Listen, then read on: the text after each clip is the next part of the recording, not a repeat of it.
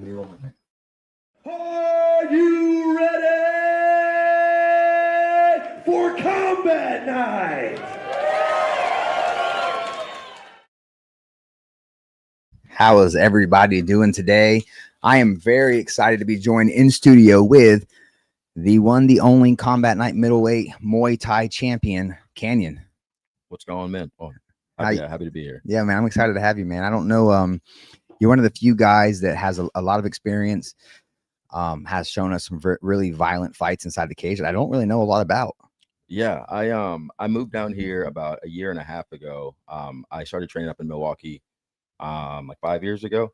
So I came down with a little bit of experience. When I moved, I really was just gonna like train on the side. I had like a pretty cush gig selling at a cool sales job. But yeah, I started fighting up in Milwaukee, kind of on a whim. Like I grew up like in the UFC. I wrestled for a year in high school. But I'm a lacrosse player. Like that's what I do. I started playing lacrosse in 4th grade. I come from a family of like really high achieving competitive people. My dad's a football coach. My brother's a pro athlete. My little brother's in law school. My mom just got her doctorate last year. Like everybody's going. And for most of my life, like I thought I was like the type B, like I'm the middle child. So I like wanted to be very different from all of them. And then I think January of 2021. So like COVID happened, all that kind of stuff. I had gained a lot of weight. And like you never really know that you're gaining weight, but then you go see your siblings. Do you have siblings? Yeah, I have a bunch of siblings. So you go see your siblings, and they're like, "Hey, man, what's going on?" And like we work out because it's 3 brothers. I'm getting smoked in the workout, so I was like, that sucked. And I got back to Milwaukee after the trip. I got on the scale and I was 261, and I'll never forget it because I was like, 260 is closer to 300 than 200. And that's bad. Like I'm not that big. I don't need to be weighing that much. And so I walked into Wanderlei Jiu-Jitsu, Daniel Wanderlei, his gym up in Milwaukee, Wisconsin.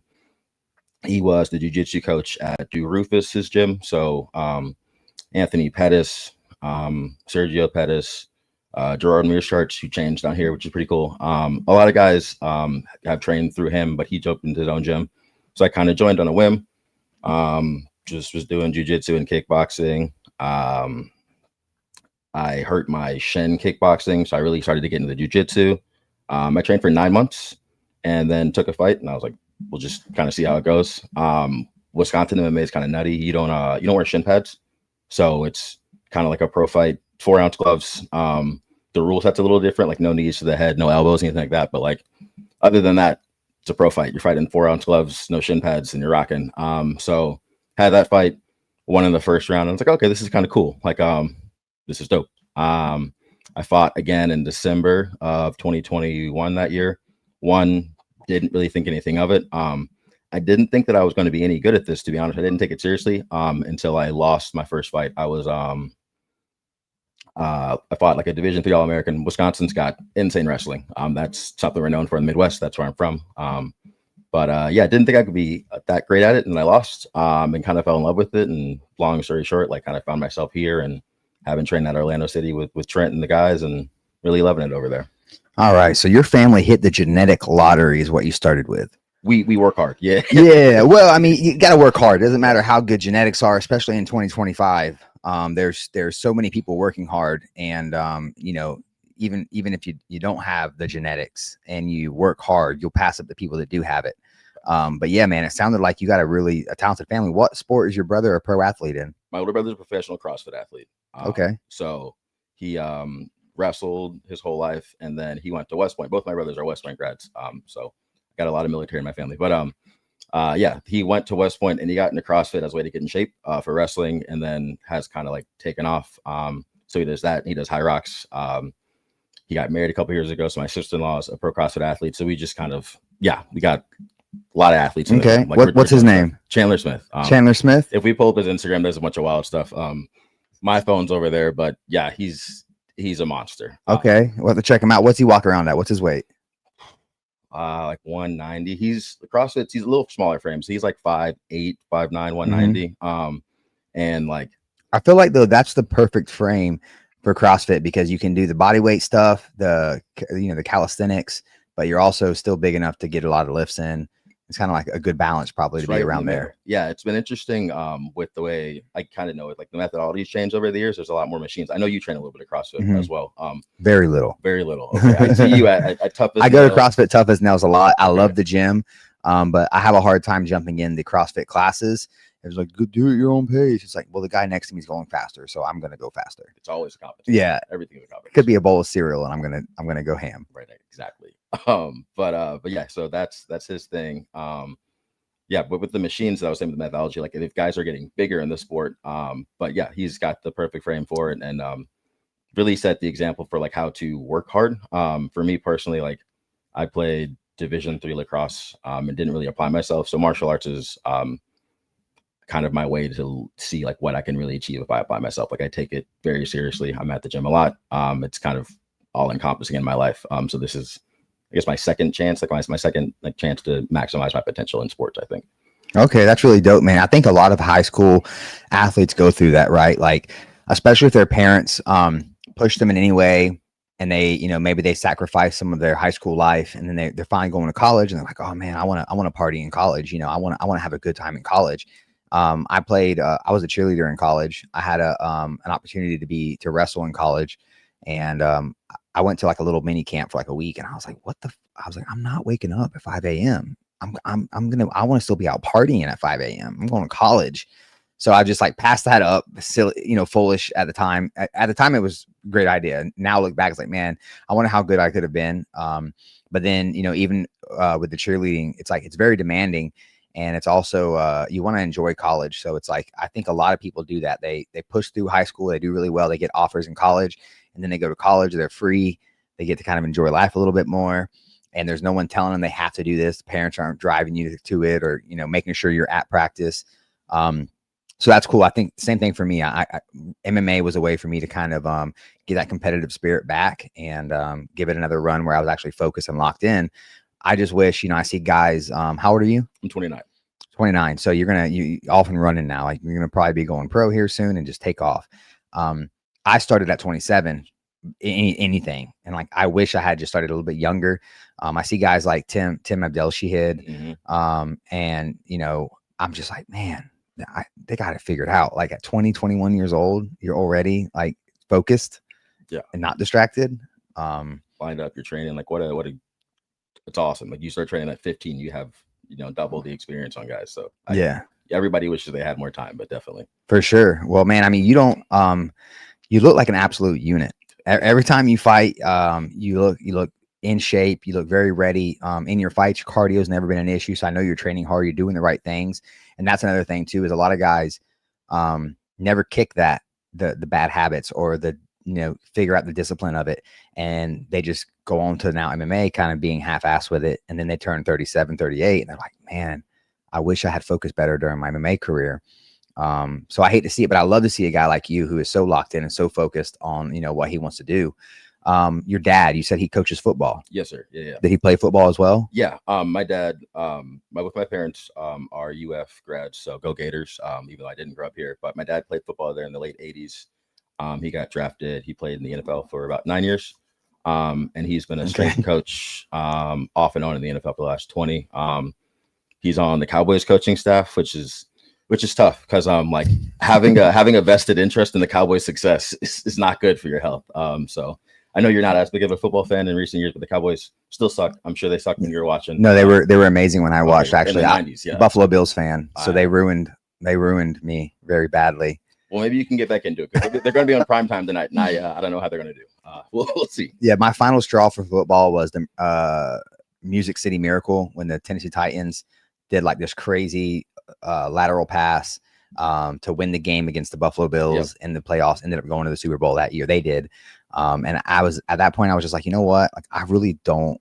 It just ruins my weekends. I don't need this. Yes. And I was done with football. You're a smart man, better man than me. I grew up in Kansas City, and I'm a big Chiefs fan. So I was watching the game before we left, and I had to stop watching because they weren't playing well. I was like, I'm not going to go on the pod in a bad mood. I was like, I'll shut it off and I'll be here. So I definitely get that, man. Yeah, it would ruin my days. And like I went to Florida State University, so I'm a Florida State guy too. And this year we're doing pretty well. I kind of keep up. But man, the past really like 15, 20 years. Like, it's just, we might have a good season or two, but like, it's just been a lot of heartache since even when I was in college, we had some really cool moments, but it was just, it was cool being a cheerleader and being on the field and getting to like be in the middle of the action. You cheered at Florida State? Yeah, I was a cheerleader at Florida State. Cool. Okay. Yeah, it was fun. We got everything the football team got. We got like all the cool warm-ups, all the cool like free protein and all dope workout facility. But it's still traveling across the country and then watching your team get smashed and then having to come all the way back. It's like, I'm a big football fan. So like, I really care about the game. I'm not just there to cheer. For me, It was like, I get to be on the field. Yeah. I'll do this. I don't want to age you, but when did you graduate from FSU? I'm 40. Okay. So I actually went to college after I went to a small school around here called Warner Southern College. And then my first year during finals, there was like this big party somewhere else, like a 3 or 4 day weekend thing or whatever. And I wanted to go to that. And I remember checking all my teachers, what my grades be if I didn't take my finals. Sure. And I just didn't take none of my finals. And I got like C's and B's in all my classes. And it was like, man, you're just not ready for college yet. So I took a break for a couple of years. And then I went to visit Florida State. Okay. And I was like, oh yeah, this is where I'm supposed to be. That's college. That's the experience. Was that then work done or was that post work? No, that was, I'm not that old. That was EJ. Okay. Emmanuel. Yeah. Okay. Yeah. So I remember one night he showed up and I knew this is when I knew that these guys were getting paid back in the day, because he showed up in a nice sports car. He was dating one of the cheerleaders. And me, her, and another guy needed a ride from the bar or whatever. And he came and picked us up. And like, I couldn't even tell you what the sports car was. It was so nice. It wasn't something that you would see normally. Sure. And I was like, yeah, these football players getting paid. Especially EJ Manuel. Yeah, for sure. So the boosters are taking care of them. But yeah, that's dope. So your dad, I mean, you just kind of glossed over. You said your dad was a football coach. Yes. Yeah. I don't know. I guess I slow player, but yeah. So growing up, like we just, we worked out a lot. We've been getting on the speed ladder a bunch to get ready for this last fight, working on footwork. And I was cracking up because I was telling Trent, I was like, this is my summers. This is my backyard. Like, yeah. Just being on the speed ladder. Like there was a summer, instead of like getting punishments, we had a sled in the backyard. So it was like, you got in trouble, you were just pushing the sled. That was growing up in our house. But yeah, my dad is a football coach. And so working out, work ethic, just trying to be the best you can be is something that he instilled in us. But my mom's a rock star. So like, I would be remiss if I didn't talk about her. Like she got a doctorate last year. She's pretty damn athletic in her own right. She has it all together and really, really lined us up to be successful. And I think pushed us, and you see that in all of us. I think for a long time I was like kind of doing whatever and was content to just like be Mr. Nonchalant. But I mean, I'm bookended by 2 West Point grads. My little brother is at Michigan Law School, which is one of the top schools in the country. Like I'll spend this whole podcast chatting about my family because they mean a lot to me. But my both my parents instilled a lot of work ethic in us, and it's been nice to connect with that and see the fruits of my labor as I get into MMA and martial arts, and I take it more seriously and just even off the mats, like confidence and self-belief and all these things that come from that. And even like the circles that I hang out with, I'm surrounded by good folks, man. Yeah, no, that's something that, people who really buy into being a martial artist and aren't just doing it as a hobby, really take it as a lifestyle, man. I same for me, when I started this, I was hanging out, nothing wrong with these guys. I'm still friends with them. I still, whenever I can, I connect with them, but I was hanging out with, drinkers. I was going and drinking all the time. And just like, I was never like into the party drugs or anything like that, but just hanging out with the crowd and not really, nothing that was like motivating you to not on mission. Just floating in life. There you go. And MMA really like got me focused on something. And then once I was focused on MMA, I wanted to be around other people that were focused on MMA. And I got a bunch of really good friends that are driven. And then it led to this, like it led to combat night. It led to everything that I'm doing in my life now. So I always make jokes about like jiu-jitsu saved my life, but like judo is actually what I started in. I started doing judo in college. It was a class. I needed a PE credit. So I was like, let me do judo. And then I met a guy who did jiu-jitsu and he's like, come to my jiu-jitsu gym. And then I met a guy that did MMA and I was like, whoa, like all these little steps. And then, I literally took a fight My first fight was like 2 or 3 months into training, Nice. just to be like, oh, I don't do it. I didn't understand. I grew up in a hood area fighting all the time. So I went pro right away. I didn't even realize I was going pro. I thought they're going to pay me to fight. I was like, I'll do that. Right. But no, it's cool to see what all like martial arts can do whenever you really buy into it, and you're not just half-assing it. Yeah. Just like you said, it's really found a lot of focus for your life and for yourself as well. You talking about your dad, and what kind of punishment do we call that? Is that like, I don't want to say the wrong word. Is it corporal? No, what is it whenever you have to work out as punishment? Yeah, that could be kind of Corporal punishment. Yeah, borderline corporal punishment. There you go. I like that. I didn't mind it. Yeah. I do the same thing with my son. Sure. It's like, and it's not even just punishment. It's like, yo, you want to watch, Naruto for an hour? Let me get 40 push-ups. Right.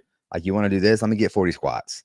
So I'm always doing that with my kid, where it's more of a system of like, okay, if you're going to sit down and watch TV for an hour, you got to do something. Yeah. And so push-ups or corner. There's a break. Let me get some push-ups real quick. Right. Like some work hard, play hard. Like, yeah, you gotta have that balance. He hates it right now. I'm sure you hated it when you were growing up. I love it. Yeah. The sled is brutal though. Like, sled was tough. Thank God we ruined the grass in the backyard, or else it would have been all summer. Yeah. It went on for like 1 month, and then we just had sled lines across the grass, so we cut it. But yeah, my dad wouldn't let that ride either. My dad was he loved his grass. So as much as he loved punishing me, he'd also loved his grass. Priorities, man. Yeah. So you fought a couple times up in Milwaukee. Your record right now in MMA is 4-2. Yep, 4-2. Yeah. What made you? A lot of guys start with kickboxing or Muay Thai and then do their MMA career.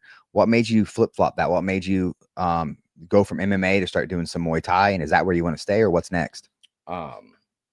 So what made me switch? I had 6 fights. Ran them all kind of like in concession, and then I moved down here. And when I moved, I wasn't going to fight. Like I was saying at the top of the podcast, like I was chilling and I was content to like train and then have it be whatever. But I kind of just like felt the draw over time. And I love striking. Like I'm a blue belt in jiu-jitsu, and I can hang with some guys on the mats. Like, but I like jiu-jitsu. I got to make myself go to jits. My jiu-jitsu coach will watch this and laugh because I need to be on the mats more, but right now I'm doing a lot of striking. But I have to make myself go to jiu-jitsu, and that's like work, but that's a part of like the all-encompassing like martial arts thing. Mm-hmm. So I do that, but I love striking. I teach striking classes. Striking is where I feel the most comfortable. I have a lot of fun with it, and that's like where I find the joy, and like that flow state is in the striking. And so in getting back into this, I was like, well, I want to have fun. Like I want to enjoy myself. Like I put so much pressure when I was fighting in Milwaukee. It was trying to climb the ladder as fast as possible because I got into at 25 and I was like, oh man, I'm late to the game. So I got to do this and I got to fight and I got to go. But I didn't really round out my skill set in either way.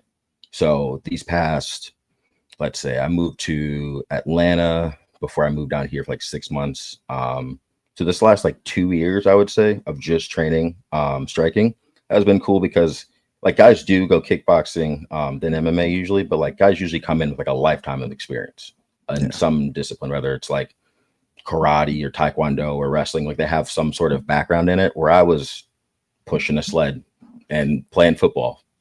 So I have like the athletic background. So they've kind of like, I think those have switched where I was like trying to just accrue a lot of skills. But now I'm at the point where like I like striking. So let me answer the second part of the question. I'll fight both. I just want to fight as much as possible. I look at MMA and martial arts as just like a way to gain experiences. So, like I want to travel. I want to take big fights. I don't want to say no to anything. So like, I mean, in a perfect world, it's like I turn pro, and if there's a cool striking, like a Muay Thai fight in Europe, we go get that. And then if there's a dope MMA fight in the States, we go do that. But just being able to do everything and be a complete martial artist is like what I want to get out of this. I don't know, like big picture, like I don't know if I want to go to the UFC, that kind of thing. Like I just want to win fights and I want to travel and see the world and make some money along the way. Like, so that's my philosophy on it. So yeah, martial arts, that Muay Thai and MMA, whatever I can do, both of them is fine by me, honestly. Okay, that's dope. That's I can resonate with that a lot because that was really what my goals were. I didn't care about going to the UFC, and it was just like having fun. Traveling the world was a big one for me. Fighting out of the country was a big one for me, but it was always about experiences and not necessarily like an end goal. Yeah. So that's dope. That's a good mindset to have going into it. And I got to give my older brother credit for that. Like him and his wife are living in London right now, working that because they have a lot of different CrossFit events like out that way. They're going to be in Denmark at the end of the year, but to be able to like pick up and say we're going to live here and have some different experiences. The world is so big. Like I've been blessed to be able to like live across the states and see a lot of the country that way, but there's so much world to see. So yeah, I just want to live a full life. And I know I won't do this forever. Like I'm 29. Yeah. I am objectively a little late to the game, and I don't have like I don't know, like I'll probably do this for 10 years. Like, I want to be, there's a lot of things I want to do. I want to be like a dad. My end goal is to own a restaurant. So there's all this stuff that I like want to live in life. So like, I would say like 40 is a hard cutoff for fighting. So in these 10 years, I want to travel the world, make money. And I don't care if that's jiu-jitsu matches. I don't care if that's Muay Thai. I don't care if that's MMA. It's where can I have the most experiences? Okay. Yeah. Dope. You said you want to open a restaurant. Yeah, man. You like cooking? You like chefing it up? I love to cook. I work at a restaurant right now. Shout out the Ravenous Pig in Winter Park. You guys should stop by. We'll take it. I've been there before. Come on by again. Right on the Ravenous Pig, the one that's on Mills on Fairbanks. That's Pig Floyd's and Pizza. Those are separate, but those are really good spots too. Where's Ravenous Pig at? We're right on Fairbanks, up in Winter Park. Fairbanks and Winter Park. If I'm coming from this direction, I take a left on Fairbanks. Yeah, you take a left on Fairbanks, you'd see it. Have you ever been to like the porch? Yeah, I think you're on the. I have been to the porch. I've been to the porch for sure. Opposite side of the street. They just closed, didn't they? I think they're still open. Someone told me they closed. That's a fire spot. I hope not.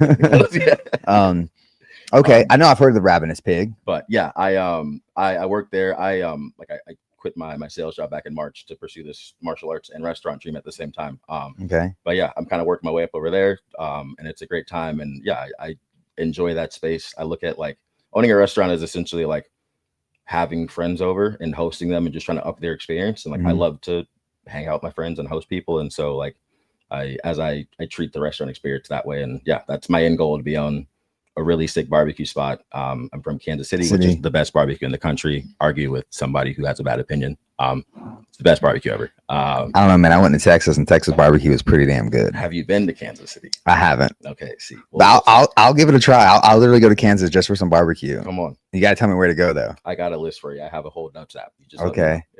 Of course, and I hit Terry Black's and all that stuff in Texas, and I mean, I don't know though. For like, I'm not such a snob that like barbecue is barbecue for me. I get it. That's fair. But like, I would prefer like no sauces. I know a lot of the barbecue changes depending on the sauce. Like that's the big one for a lot of places. Like this sauce is this way. This place does sauce like this. But I just like a good. I don't want to say it like that, but I like a good smoky piece of meat. Sure. Boss, like a brisket. You like a cut. Yeah. Just no sauce. I don't even have any sauce. If it's good, I'll taste the flavor of the wood it was grilled with or whatever, you know. I got you. For me, it's just like a little bit of salt, and I'm happy, man. Okay, so Kansas City, we're like sweet barbecue sauce. That's our thing. Yeah. Burn ends too. Those are Kansas City.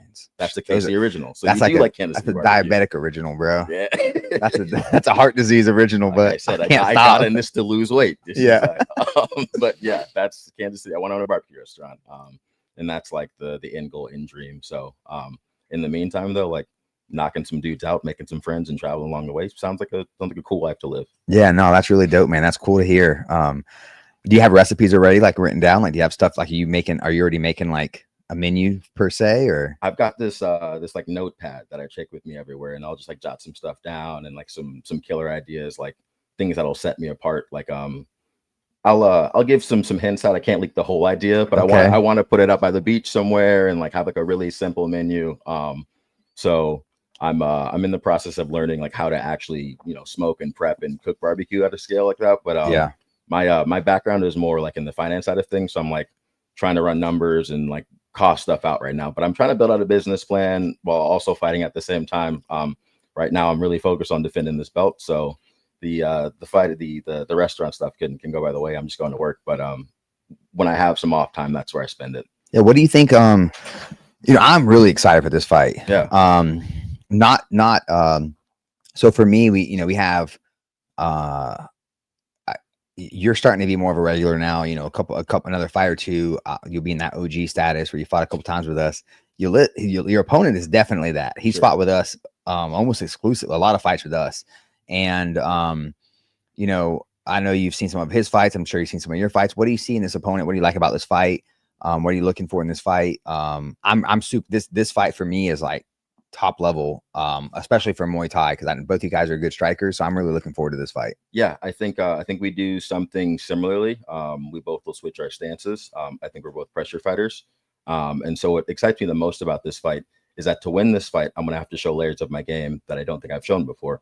I show them in the gym, and I know how talented I am, and my team knows how talented I am. But I've really developed since I've moved down here, and I'm excited for this fight because I think that this fight, like, you have to fight good, great guys to get the best out of yourself, and I think he's going to bring that.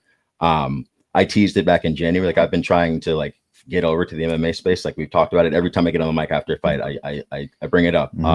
And so I had like, he's the champ for MMA, and so obviously like it was a name I had known. And so when this first got announced, I was like, you know, a little shocked. I was like, this is cool. It's a little like ahead of schedule, but kind of in basing myself down. It's like, it's good to be ahead of schedule. That means I'm developing. That means I'm fighting, and that means I'm where I need to be. And I'm excited for this fight. I think he's a good fighter. I think he's going to stand and deliver. I think the last I've had some fights where guys are either on the back foot or not looking to get hit as much. But I think he's not afraid to stand in the fire. And so I'm going to have to be at my best and be sharp and be comfortable in the fire, but not too hot. But yeah, I'm excited for this fight. It'll be a good one. Yeah, I'm really excited. You said something that I think is true about you guys both being pressure fighters. But you guys also you're smart enough, and your IQ is good enough that you also know when you got to step back. And, you know, I've seen both of you guys throw some nasty counters off switching back in the stances. And like you said, the styles, you know, are very similar in that sense. But yeah, I mean, I would, you know, I'm not gonna say too much, but, you know, I know you got 6 MMA fights too. So I would like to see maybe you guys do a little bit of both, maybe some MMA and some Muay Thai. I got business to handle. That's yeah, Muay Thai title. You got to defend your title first. But you know, that fight, especially with how much experience both of you guys have, it excites me no matter how it happens. Like, you guys could do a jiu-jitsu match, and I'd be excited about watching a jiu-jitsu match between you two, because you're both two high-level athletes that I enjoy watching, no matter who you're fighting. So fighting each other, I just know it's going to be fireworks. Absolutely. When you talk about, you know, maxing yourself as a martial artist, it's being able to do things in different disciplines. I'm not in any means at all comparing myself to Mighty Mouse, but I think it's really cool that he's able to get in the gi and kick ass, and he kicks ass in MMA, and he'll fight Rod Tang in a weird mixed rules kind of fight. So yeah, I know I'm focused on the task at hand. I'm not worried about the day after the fight. I'm not worried about anything else. I am focused on October 18th and putting in good days until then.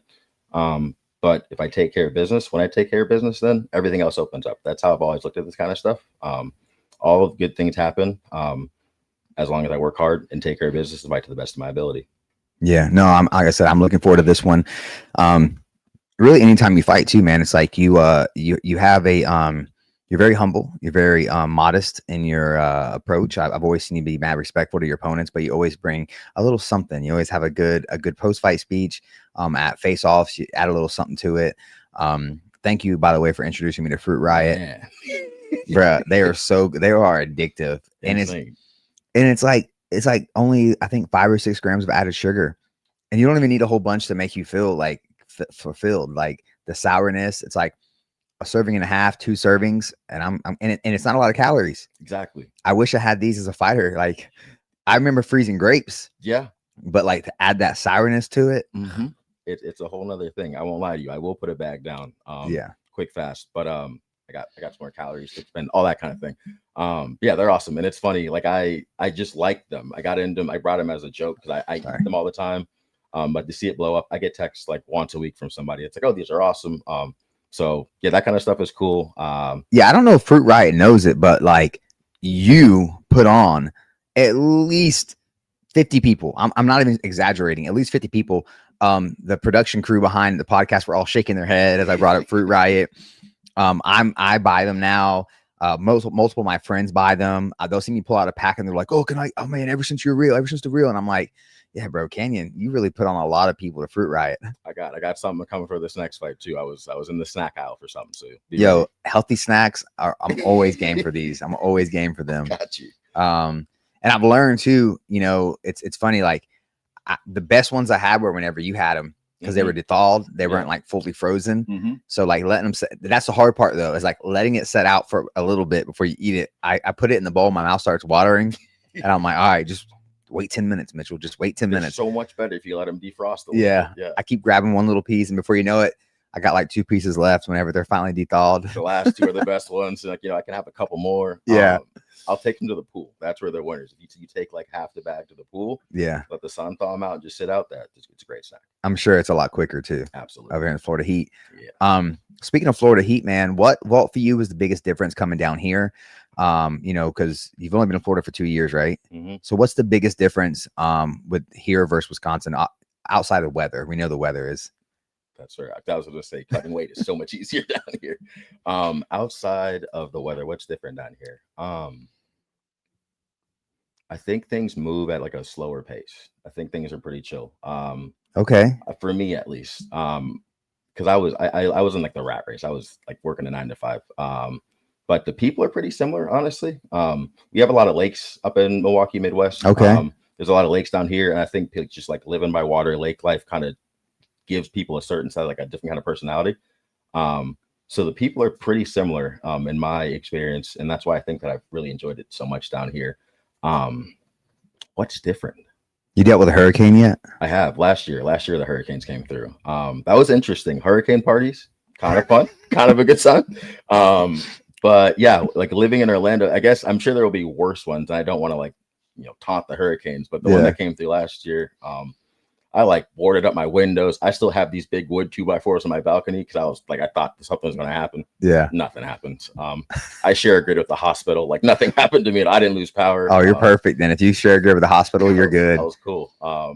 But yeah, hurricanes are different. Like here's the difference. Like snowstorms come and you prep for them, right? And like what's going to come. Like you have days and weeks to prep. Hurricanes come and you like prep, and then like nothing could happen or something could happen. So that's the big switch. Like if it's going to snow, like if you're going to get like a foot of snow up there, like you're going to get dumped on, and it's going to happen, and you're just going to be like stuck for like 3-4 days. But hurricanes, you get stuck. Not like, I'm kind of exaggerating. People are going to be like, dude, you're kind of, it gets really cold, but like you get a lot of snow. You don't want to go anywhere. It's mentally stuck. Yeah, you're happy to be inside for months. Okay. But yeah, other than that, though, it's really not that different. I moved around a ton. Again, like the whole like football coach thing, we were 6 different states kind of thing. So it's not all that different than up here. Okay. Yeah. Cool. What made you you're at Orlando City Muay Thai? Yeah. Did you visit any other schools? How did you find them? Like, how did you, how did that happen? Because I would guess, based off how my own knowledge, how long Orlando City Muay Thai has been open for. Yeah. You had to get over there pretty early on to them opening. Like it had to be within the first year or two. Right around the first year. Yeah. When I moved down here, I moved in like 6 weeks notice for work, and I was looking at places, and my apartment was like walking distance from 2 gyms. It was Orlando City Muay Thai, and it was another gym. And I didn't go into Orlando City. I went to the other gym, and it was cool. No disrespect to anybody over there. It just really wasn't like my place. And part of that was also me trying to pretend like I didn't want to fight. I was like, oh, I'm just gonna go train. I'll be like, that was also why I didn't mix in there. Mm-hmm. And then I started going to Orlando City. I went and sparred on a random Sunday. Because we used to do Sunday sparring, which was sick because we could get people from different gyms.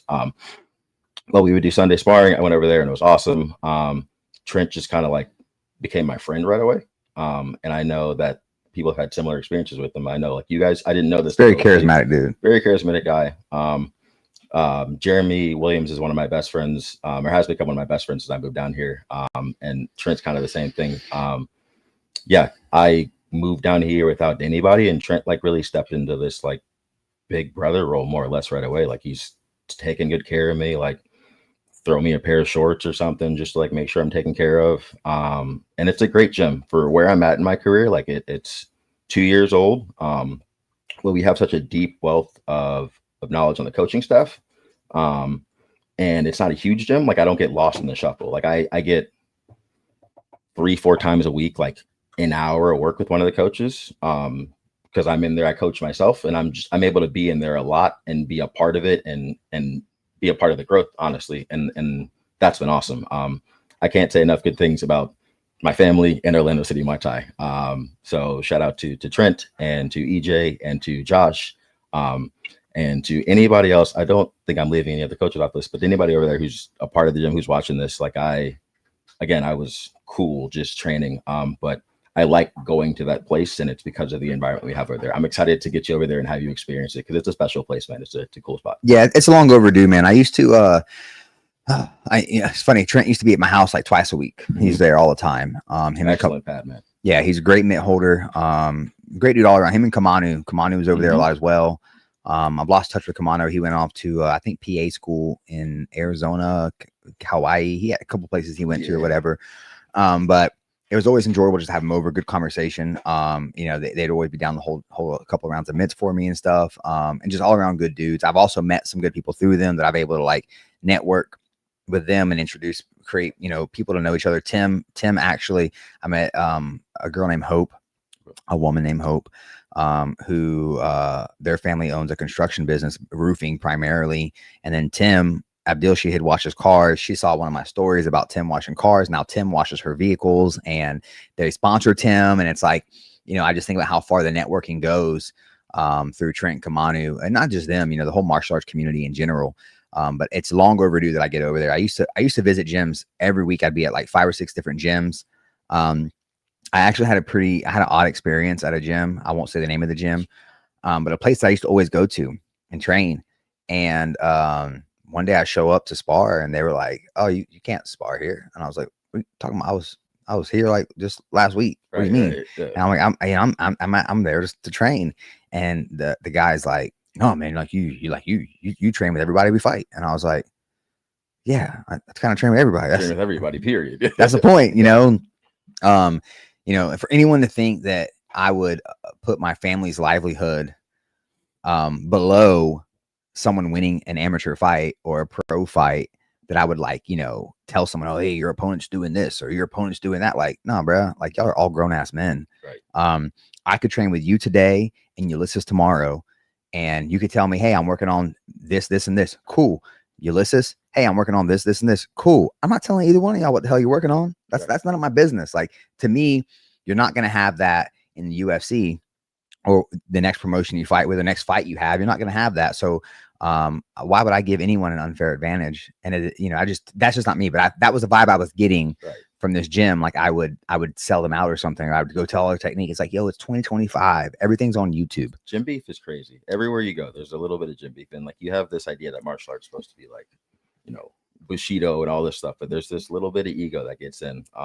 You have like a lot of bit of ego. A lot of ego. Let me be honest. A lot of ego. But yeah, you're just trying to put on good fights. It doesn't like, I don't know. I've been able to cross train a little bit. Orlando City is home. I get down to Fusion once every few months. I'll go to Germany like every couple of months, just to get good sparring rounds. They got some of like the best guys on the big planet, guys, frankly, and big guys. Yeah. But yeah, I think you should be able to cross train. It's how you get good looks. Otherwise, you're memorizing guys' patterns that you work with. It's not the best for you. Yeah, no, it's not, because then you're getting really good at your techniques, but you're getting really good at them because you know their timing, you know what they're going to throw back, you know how they're going to respond. And in order to change that up and get a different change of pace, you kind of got to cross train. And you know, my whole career when I was fighting, I had issues with this. Like I remember I got kicked out of. I was at Alliance, which is now OBJJ, and the instructor at the time there basically kicked all my friends out and didn't kick me out. And I was cross training with him still. And I was in this weird spot, and he tried to tell me one day, he's like, "Hey, you know, Mitchell, you cannot do this no more, brother. You cannot cross train." And I was like, "Hey, brother, if I want to have Big Mac and Whopper, I'm gonna have both on the same day because this is America." And he just looked at me like I slapped him, and I'm just looking at him like, "What do you mean? Like I can't cross train with a gym that's 30 minutes away?" Yeah. And I eventually left. I was just like, whatever, I'm over this like weirdness or whatever. But point of that is I got to get back into not just visiting Orlando City Muay Thai, but there's gyms all over the state that I want to get to. I want to train. I want to try with. But you know, I'm such in this like routine now with being a dad that you know, Fusion is one of the few gyms that has competitive morning classes. Like they have a big crowd, 40, 50 people on the mat. And it's nice for me to be able to get in there and get my workout in, get a good training session in, you know, get in some work with some of the guys. And then I'm home when the kids are home. I don't have to like miss a night bedtime story, or I don't have to miss dinner. Yeah. So, which is fine. I can miss dinner once a week, you know what I mean? Or I can miss the bedtime once a week. So I'm going to get back to that. That is my priority. Jeremy Williams actually was like, "Yo, why don't you ever come by Orlando City Muay Thai?" And I was like, "Yo, there's no like reason."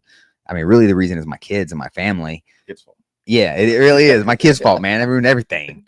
I remember I used to give my training partner shit because like when I was in college, I was training morning and afternoon, 2 or 3 times a day, every day. And I mean, in afternoon class, like, you come back tonight. It's like, nah, man, I got my kids and all that stuff. Kids, what an excuse. Right. Who would use that as an excuse? Man, you're sad. And here I am. The alternative though is you're like jits like only guy, and you're like got to go to class, guys. I got to go get beat up by a high schooler, and it's like, yo, like I need help with math. That like, so you got to be at home, man. That's what's more important. But yeah, whenever you can get over, we're not going anywhere. We're only growing. We just celebrated our 2-year back in August. I'm fighting and doing my thing. We've got a guy, Eric Garcia, is fighting on the undercard. I like Eric Garcia. He's a dog, and he's going to put a good fight on. He works really hard. And we've got some guys in our jiu-jitsu class, and I would imagine they joined the gym in January. I would imagine that they'll start mixing it up and taking some MMA fights pretty soon. But yeah, for 2 years, we're kicking ass. I would be hard pressed to find a gym that's done what we've done in 2 years. We do a lot of cool stuff, like with the branding and merch and shirts. Like I was able to give Ramsey one of my shirts, and we make a quality shirt, and we sell some good merch. We make a beer. We have a lot of cool things going on. We're not just a gym, but yeah, we got a lot of different things, got our hands in a lot of different things, doing good stuff. So it's a nice quality shirt. It's a heavy cotton, bro. Don't rock it in the summertime. You will. Man, you even got a large in this, bro? Come on. Have a large in it. It's a big fit. Oh, you got a medium in this? I don't have a medium. Oh, it is a big fit. I see the sleeves. That drop shoulder. I would have brought you if I had a medium. Yeah. That's what I'm big on. Like I'm big on the merch side of things. I care about, obviously I got a fucking pillow with our logo on it. But I always cop that first. I always peep that first when I see a gym. How good is their merch or their stuff? And man, I'll say it right now, Orlando City Muay Thai, best merch in the game, especially in Central Florida. You guys crush it. I'm very I like. There's been a few things that Trent's made that I really like. I'm a fan of. It reminds me a lot of that Bang Tao. I think it's Bang Tao. Same vibe, get the same feeling. I love the aesthetics inside of the gym as well. I think right there with you guys is the Jungle. I think the Jungle also has a lot of really dope. Their logos are aesthetic. I've actually never been inside the Jungle before. Oh man, they have like selfie wall. I have like 6 or 7 selfie walls that they're just so nice. Like it's like great for a picture, you know. But yeah, the aesthetics of your gym and of the Jungle's gym and the merch, the logos, you guys are killing it. I got to get some. There was a tank top I think that had alligator, like the what do you call that art? It's like the Thai art where it's like sock yacht. Normally it's a koi fish. Yeah, the sock yacht. Like you get like the drill tattoo. That's Teep Territory did that for us. There you go. Yeah, the gators were sweet, man. I'm a big fan of Teep Territory too. They've done a few things for Fusion that are pretty dope, and I got a couple of pair of shorts from them. But that's what's always going to catch my eye about a gym first. It's like the logo is super important for me. Like, I've seen there's so many whack logos out there, and I just like, if you ask me, like that's what's the most important thing first is like your logo and your merch, because bring people in the door. Exactly, you get people in the door, and I'm gonna be real, man. I know of some gyms across the country that they're not the greatest gym, but they're great at their branding and they're great at their fellowship. Sure. And, I think the majority of people who go into a gym, they're not going to a gym to be a world Muay Thai champion. They're going in there for fellowship. They're going in there for brotherhood. They're going in there for a second family or maybe a first family, I know a lot of guys that they don't have any real family, or they don't have any connection to their family. And the guys at the gym are that for them. So I think it's really important to have that branding to bring them in, and then the fellowship whenever you get there. Like you said, Trent, his charisma is crazy. I was actually curious when he first opened his gym because he's such a nice guy. I was like, how is this going to do? Because I feel like sometimes you can be too nice. I always give Julian also shit about this. Julian talks a lot of crap, and that's what I love. That's what I connect with, honestly, the most with at Fusion is how much smack talk there is. Sure. It's like I'm in a room like with my brothers or my college boys. Like we always just troll each other and give each other a hard time. And that's what Julian does. But he's like a jelly bean. He's hard on the outside, but he's soft as baby shit on the inside. Right. He's just I always tell him, man, you're too nice, bro. You're too nice. He'll have people from all over come in for like sparring rounds. And like, I try to tell him like, yo, you should charge him a mat fee. $20 mat fee. Like they're going to go get rounds with Phil Rowe. Like you can charge them nothing. Right. Come on, man. We're trying to build a business here. He's like, yeah, but he's a nice guy, man. Oh, he's this or he's that. And I'm sure you've heard him talk plenty of smack in the gym. Like he just, yeah. I mean, I went down there on Saturday. Gave me a hard time, but in left. But also, he gave me a hard time, and I got good rounds with Phil. I got great rounds. And I got great rounds. He always, he pushes me. I go down there, and then I get great rounds with great guys. So again, thank you to Jeremy for being kind of like my conduit in there. Yeah, that's dope. I said, what's the side piece roster looking like? The side piece roster looking like, man, I'm married to the game, Jay. That's what it's looking like. No side piece roster, just married to the game. No side piece roster. I'm chilling. I'm absolutely chilling. He said a few of them might be watching right now. Chill. No, none of that. The thank you, Jeremy. The best base for MMA, without getting too deep into it, the best base for MMA is a good breakup. So that's what you get on, and that's how you really lock in. So that is true, man. A good woman will make you or break you, or maybe even both. You see what I'm saying? So I haven't missed a day in the gym in a while. That's what I'm on. Okay. It's so funny, man. That is such a common theme in MMA. It's like the woman can be the reason why, or the reason it's not happening. Like it's I've seen the women, because of the breakup, turn someone into a great athlete. I've seen the woman who supported them so well turn them into a great athlete. The woman who didn't support them at all and gave them hell all the time, they'd quit, didn't do it anymore. Or the woman that they fell in love with and they just chose love over fighting. So women, that's really it. Like, and there could be nothing wrong with it, but like, you can only be at a college coach. You can be good at like three things. You'd always say in school, it was like, you can be good at like grades, your sport, and I think like your personal growth. Like you can't, and this is where I got caught up, and that's why it's so stupid. I'm gonna thank you, Jeremy, but like that's why I take this stuff so seriously, is because like I was trying to be, Ferris Bueller. I was trying to be cool at everything in college. I don't care about that anymore. I'm trying to win fights, man. All that stuff comes. Everything good comes. The more I dive into myself and train MMA. But yeah, it's the make or break you know what I mean. But well, that's so true, man. And it's so cool that you can acknowledge that too, because there's so many guys and right now in the game that think they're John Jones or think they're Conor McGregor. And you know what? Cool, you might be that guy, but you ain't him yet. You might have the potential to be him. You might be so talented and maybe you can, but if you're partying now, you're chasing the women now, and you're letting all those distractions seep into your training, and like you don't really actually focus and sacrifice, you're never going to be John Jones. You're never going to be. I remember I've trained with John Jones, not like me actually fight him, but we've been in the same gym for a lot of time. And I remember this was the only guy that was there for a little. It was 55 and under, and then 55 and over. He was there for 55 and under, doing all kinds of stuff with Winkle John and Jackson, Coach Jackson, and like working for the whole hour and a half, 2 hours. And then when big man sparring started, he was there for big man sparring. And then when all of that was over, all that's over. He's still doing something in the gym. The same thing with like TJ Dillashaw. I'd watch him do a 2-hour mid session with Dwayne Ludwig. They're both pouring sweat. And then I'd get up, do my private, and TJ goes to the bag and starts working the bag for an hour. And I'm like, yo, what's wrong with these people? Man, if you got nobody checking in on you, you can work hard. Yeah. Like we just dropped like a 7:15 Friday night class.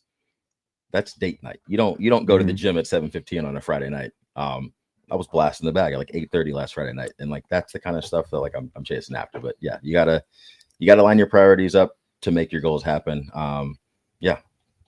That's dope, man. It's cool that you acknowledge it too, because that's another one of those things where guys chase the women, they get a new girl, they're distracted for 2 or 3 months because that newness, and then the newness wears off, and now they're distracted because of the arguments and finding out who each other really are, and then a breakup happens, and then they're back in the gym hardcore for 3 months, and then they find a new girl. I see this happen all the time with athletes. They're just like constantly doing a roller coaster because of women, and it's like at some point you have to acknowledge maybe you're just picking the wrong ones and you should chill for a little bit, or maybe you just got to focus on yourself for a little bit. Like I said, there's a ton of ways that can go, but more often than not, it goes south more often than not. And what I've seen is it goes south with a lot of fighters. I mean, if you run the numbers, there's only one, positive outcome. Like there's only like you get mad, like that's the one. And then there's all of these other things. So yeah. I hear you, man.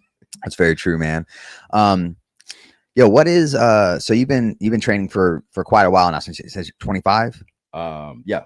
January 2021 we started training. Okay, so the exact day. Was it like day one or was it? I think late January, like January 20th, Okay. 2021. I had gone to see my brothers after Christmas, and I got smoked in a workout, and I drove back up. My older brother was in Louisville at the time. I drove from Louisville to Milwaukee. Got on this, January 20th. I'm pretty sure. Okay, that's funny that date because that was actually the day of the very first combat night. Show you his brother.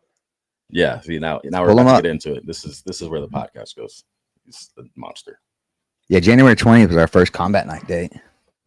And Rams is actually a big CrossFit enthusiast, Is that so right? I wouldn't be surprised if he knows who he is. Well, you might. Yeah. So on the right, that's him and my sister-in-law. You should play that video. Oh, that's a nice video. Did a squat. Yeah, they're in London right now. Oh, Yeah, it's a couple plates. What is that? is that 4 plates on each side That's 4 plates plus a 25. Yeah, and a 25? it's like 450 for a rep. Yeah, that's 200 kilos, I think. God, he's going all the way to his ankles too. He's going to grass. Yeah, man. So we joke about it. Like brothers fight growing up, man. We had some wars. I we bet. had some knockout, drag out wars. Do you attribute them at all to you wanting to go into fighting, like the early on scuffles you had with them? I give my brother all the credit for me fighting because he beat the crap out of me. I think I tell my coaches this: nobody's kicked my ass. I've had 2 losses. I've been knocked out and I've gotten beat up pretty good. Nobody's kicked my ass in the gym or in life worse than my older brother has. Like, Yeah. and I don't see that changing, honestly. But like, the really cool thing about this is like with wrestling being such a big part of his life, having something that you can be close with your brother in later in life is crazy. That's awesome to me. So I train and I'm trying to do this thing and become my own professional athlete in my own right. But he also does that. And he's able to give me advice, but like, we've gotten a lot closer in our adult years on stuff like that because we have something in common that we can kind of always constantly go back to, which is so cool. No, that's really cool, man. I think a lot of siblings kind of grow apart as they get older because you're doing your own things and life happens. You got kids, family, but to be able to find something that you guys are both connected in and be able to talk about, man, that's really dope. You got to share that with your brother. Yeah, share that with my older brother, and me and my little brother are big football fans. So we'll probably get on the phone when I get out of here and chop it up About what's happening in the game. Yes, but yeah, I can't keep saying it enough. My brothers are the reason that I'm here. They mean a lot to me. Yeah, that's really cool, man. How old's the youngest brother? So we're 3 years apart. He's 26. Okay. And he's law school, no chance of him wanting to fight or do anything like that. I think he'll get on the mats. He did mess up his back a little bit, but there was a time where he was like pound for pound the strongest one of us. Like if you pull up his Instagram and he's got a 500-pound deadlift of like 180 pounds somewhere there. Like he's strong in his own right. But he's also wicked smart. So that's his thing. Yeah, well, you seem very intelligent as well, man. Don't discount it. I think you're. Yeah. I'm no dummy. I went to school for a finance degree, so I can do that much. But I definitely feel like I'm more creative brained, like soft skills minded. Like I love working in the restaurant. It's not like glamorous work. A lot of guys like wouldn't love doing it, but like that's my bag. I crush it. I go there and I have a blast, and I do a really good job over there. And I love it. Are you a cook over there? I'm not a cook yet. I work behind the bar. I'm a server, and I run food sometimes. But like serving, it's an art form. Yes. If you like serving, man, and especially like, I'll say this, like post-COVID serving, like you go out and you probably don't get a lot of good customer service. So like good customer service really stands out nowadays. And like, I pride myself on just like upping the experience, and it's a lot of fun that way. So I think emotional intelligence is my thing. Like my brothers are very, very smart, and I don't think that I'm a dummy in any right, but like I kind of do it in a different way, I would say. Yeah, I mean, their social skills are so important, and especially, I think you probably at the end of maybe the beginning of Gen Z, or maybe we're 96, so I'm like right in the middle. Yeah, Gen Z / millennial. I think that your generation on is like where the social skills, there's like a massive cliff that they jumped off of and crashed into a valley at the bottom, and it's burning. The social skills are so bad. A lot of iPad kids, man. Yeah, they just don't understand how to communicate, and that the jobs like being a waiter in the service industry, man, especially for wanting to run your own business. I came up doing sales, just like you talk about doing sales. I did sales. I was a waiter. I did all these things. So learning how to deal with everybody from the crackhead to the billionaire, it's like that's my specialty. Like you can have a conversation with anybody. Like yes, the sky's the limit for you. Yeah. For sure, 100%. A genuine conversation. You know, there's people who you can't pull it off, and that you just feel like, oh, you're coming at me because you want something, and you don't feel genuine right now. But yeah, if you can have a genuine conversation with anyone on that spectrum, from crackhead to billionaire, you're gonna make it in life. It's a big spectrum. It is. Spectrum. Yeah. Yes. What's the funniest moment you've had in the gym? Like, what's a funny moment you've had in MMA? Maybe not in the gym. Just what's a good funny moment you've given us from your career so far? A good recent one. We were like I was trying to show a spinning back kick in class in my Wednesday class. Just like we were having some fun. It was the end of the month. I wanted to do like a fun technique, and so I lined it up to show the spinning back kick, and I couldn't have missed bigger. I walked through the steps, and like, you know, sometimes like when you're going through like a more advanced technique and you have to like walk through the steps, it's harder to do. Oh yeah, slow it down. It's hard to slow down some moves. Yeah, I'm talking through the steps. I go to throw the kick, and I miss so big. I don't connect. I almost busted my ass. But just missing big. That was just this last Wednesday. But yeah, just in general, like being comfortable making a fool of yourself. Trying to do stuff that, like, you know, looks weird, especially like in trying to be more dynamic and more athletic at my size. Like, you have to got to say yes to everything. You look at a guy like Chris Barnett, like, you are limited in what you think you can and can't do. If you think you can't do it, you never try it, can't do it. If you think you can and you can try it, then you're able to do it. Like, you might suck at the start, but you can get better at it. But yeah, I think just generally making a fool of myself and being okay with it, not taking myself too seriously, has been so much fun, and like a thing that I've gained through martial arts. Yeah, I think that's super important too, man. To be successful in life, you got to be okay with being a fool, whether on purpose or on accident. Like, I can't tell you the number of times I've stumbled. I mean, I walk into the cage 100 times a night. I stumble all the time. After my fight, this is a good moment. You called me back in, and I like tripped over myself again, and you're like, "You a geriatric now?" I don't know, dude. I'm an athlete in spurts. I can give you spurts, man. Yeah. But most of the day, I'm tripping over my shoes or up the stairs or something like that. Yeah, and when you're going to be in the limelight and your cameras are on you at all times, like, you can expect to mess up. If you're the coach, people are looking at you for leadership. You can just expect to mess up, and if you can't handle that, like, you know, my own personal Instagram, I would say 80% of the post is like self-deprecating? Is that the word? Mm-hmm. Like, I'm just constantly clowning myself, but I laugh at it too. It's like, it's hilarious. You know, someone can get in the comments and try to be like a jerk or try to be a dick about it, and I'm just like, you beat him to the punch. Yeah, I already made fun of myself, bro. Like, have you looked at my page? Like, if I make fun of somebody for a change and not just myself, and they get mad about it, I'm just like, yeah, bro, like, you haven't been here very long. Right. Like, you don't get the vibe over here. Everybody gets made fun of, myself included. Yeah. And even at combat night, you know, the refs get hell at our events. The one with the mouthpiece, the most recent one, that's brutal. Yeah. That was Alice. So that was someone, she did a reaction video to that. Okay. She's a UFC fighter. Yeah. She trains at Fusion. And she Alice, did but yeah, it's like, you know, everyone, and unfortunately the refs, you know, for me, I want our refs to be UFC level refs. I hold everyone accountable.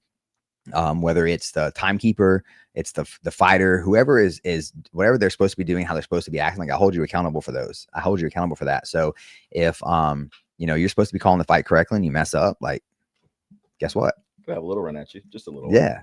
And hopefully it makes you better. And if you can't handle that, then I know you can't handle messing up in the UFC and Dana White doing a press conference to millions of people saying how bad you suck as a referee. Yeah.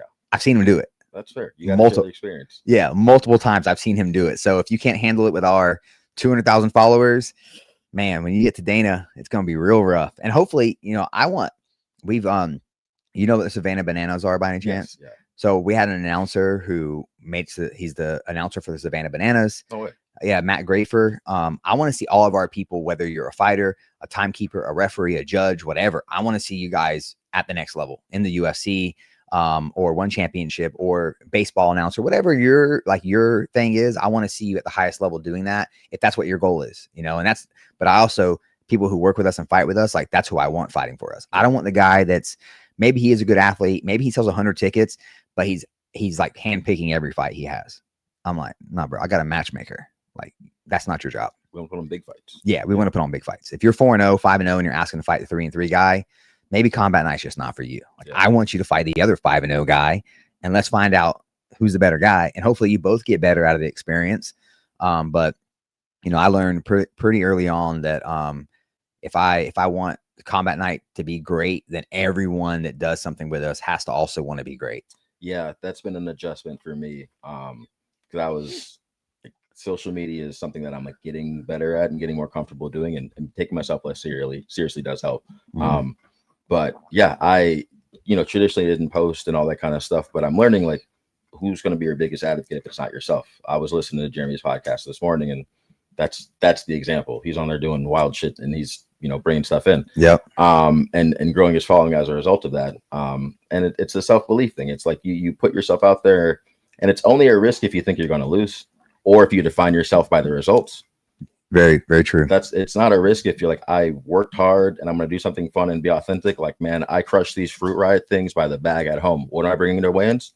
A bag of Fruit Riot. Like that's fun for me. It could have flopped. I don't care. Yep. It was so simple too. And it did really well. Yeah. It didn't flop at all. And it got me like a dozen free bags of Fruit Riot. I got like 6 and I didn't share a single one. Yeah.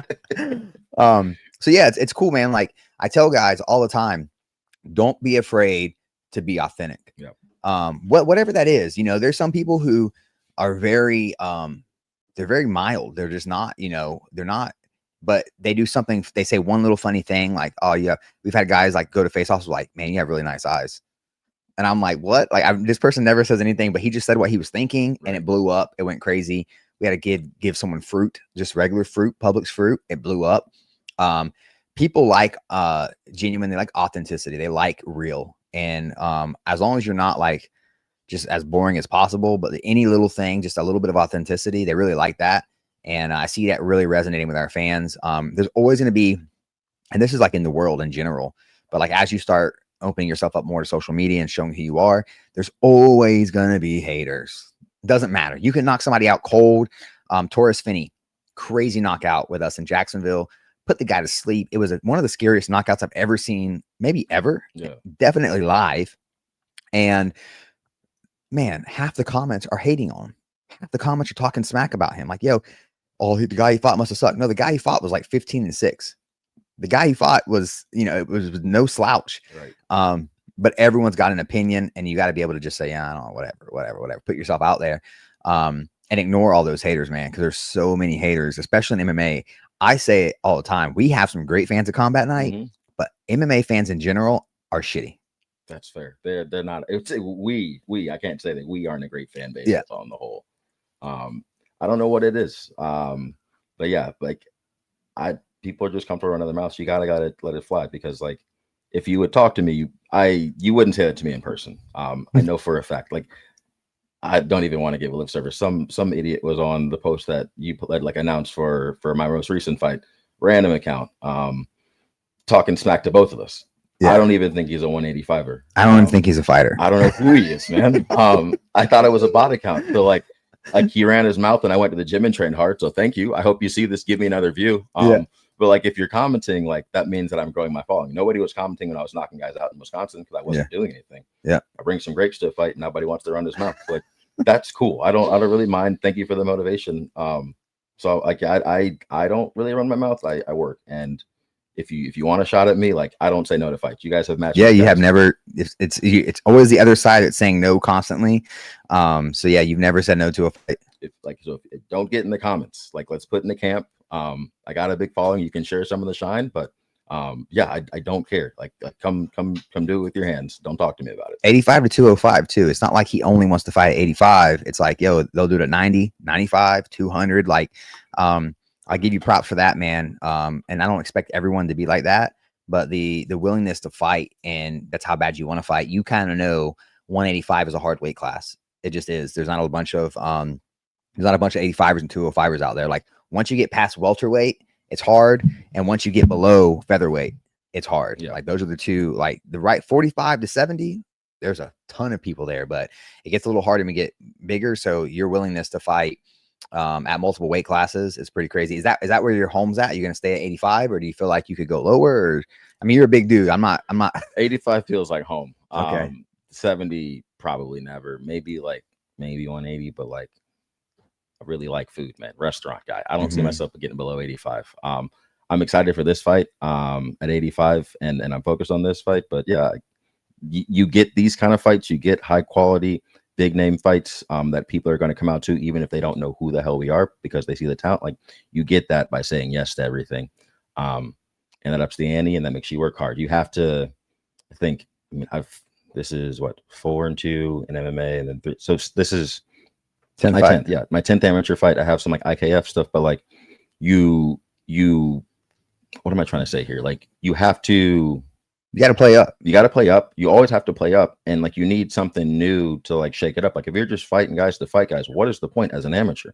You're not making any money. You need to fight good guys. You need to find out if you can do this as a professional. So you can't say no to fights. You can, but you're only stunting your growth. So I'm stoked for this fight. I think in a lot of ways, you know, they say it like you're not the champ until you defend it. And I've been in camp all year, honestly. I fought in January. I was trying to fight in April. That one fell through. I was trying to fight all summer. That fell through. I just got a chance to fight in August. I walked, like, I'm always in camp. It's like it's a matter of like really like fine tuning the things and then like peaking.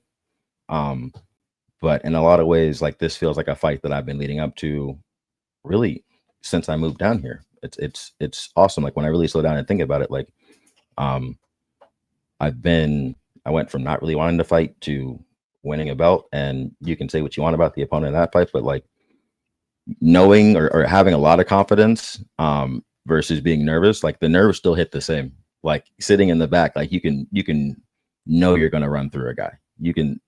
Or you can think, oh man, this guy is going to be better than me. But like, the nerves and the adrenaline are still the exact same. So yeah, I'm pumped. I'm looking forward to this one.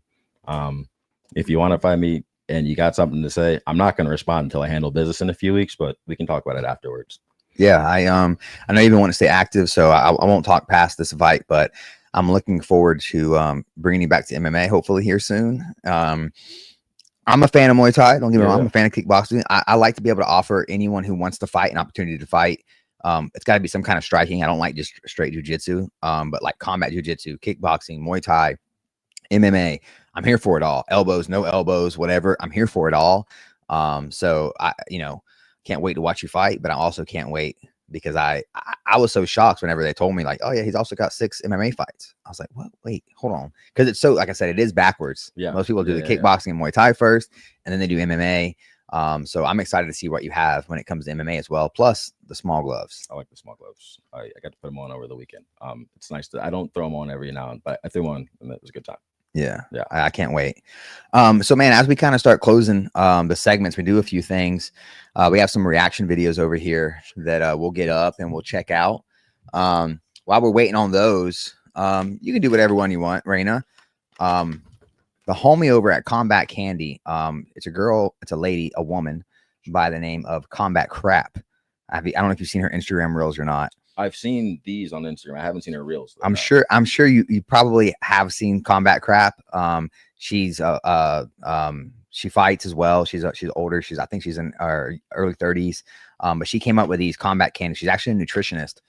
So these are very low in sugar.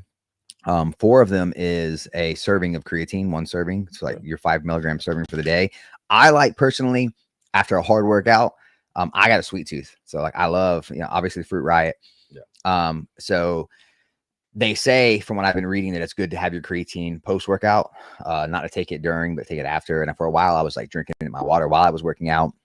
I'm sure it all absorbs pretty well regardless, but they were saying taking it after is better for you. So it's like, for me, this is like a sweet snack. It's like, oh, I get to have a little bit of sweets right after my workout, and I get my creatine in, replenish some of that sugar that my body's burn off. So go ahead and grab you a couple of these. Let's see what you think. Sure. They're pretty good size. So like 4's a good size too. Yeah, I got a couple. Like fellow sweet tooth. Yeah. These work for sure. It's the perfect amount of sweetness and like tanginess or sourness. Mm-hmm. And you get your creatine though. So yeah. With your creatine, have you noticed any of like the cognitive benefits? I know of like all the physical stuff, but what I've been like getting hip to later now, I don't know much about it still, but like it's supposed to have a lot of benefits for like memory and brain performance. Do you notice that when you take these? In the morning, I will I don't take these particular ones first thing in the morning. I take a 1 serving in my water. So like I take like an 8-ounce glass of water. nothing in it. And then I put 1 serving of the powder creatine with a little bit of salt in it. Mm-hmm. And I chug that first thing in the morning. And for me, it's like a coffee. I mean, it does get me going. It kind of brings some alertness to me. Kind of I start honing in. And I'm not a morning person at all. So it's the first thing I do in the morning. It's the only thing I've changed in my whole routine is adding the creatine in the morning. And I do feel like it helps me get going a little better. I've started also like going out in the morning and getting some morning sunlight, walking around the grass barefoot. Mm-hmm. You know, I need every advantage possible, sparring with these young bucks and trying to keep up. Yeah. So I have personally noticed some benefits. They say I think 5 milligrams is a serving of creatine. I'm used to doing 15 to 20 milligrams a day. I do a lot. Yeah. So I take my 5 milligram serving in the morning, right when I wake up. During my workout, I still do one scoop. Mm-hmm. And then after my workout, I hit these. And depending on how I'm feeling, it might be 4, it might be 8. But these are, I'm excited I got on these. For a while, I was just trying to avoid sugar altogether. So I wasn't messing with these because of the sugar content. And I honestly liked her content so much. I was like, I'm gonna buy a couple bags just to like show some love and support what she's got going on. Sure.